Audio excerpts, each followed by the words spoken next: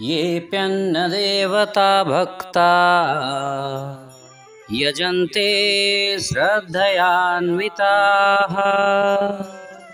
तेऽपि मामेव कौन्तेय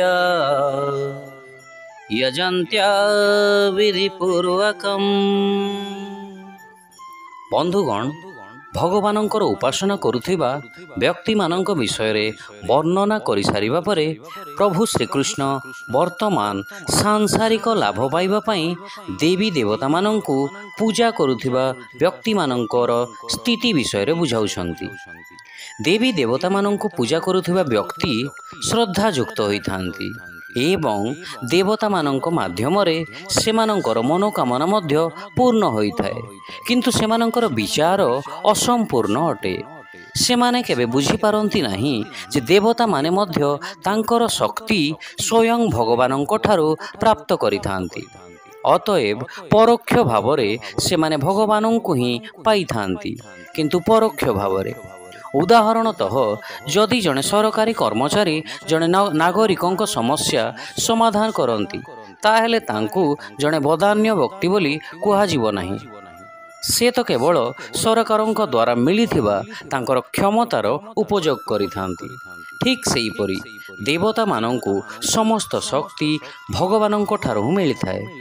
तेणु बुद्धिमान व्यक्ति परोक्ष पथरे न जाई सर्वशक्तिर आधार भगवानंकर ही उपासना करिथाए। भगवानंक उपासना रे समस्त सृष्टि आपे आपे संतुष्ट होई जाइथाए। भागवतम रे उल्लेख अछि, यथा तरोर्मूल निषेचनेन तृप्यन्ति तत्स्कंध भुजोपशाखः प्राणोपहाराच्च यतेन्द्रियाणां तथैव सर्वार्हणं अच्युत्तेज्य। अर्थात गछर मूलरे जल संचन कले तार गंठी शाखा प्रशाखा पत्र एवं फूल समस्त अंश परिपृष्ट होइथाए।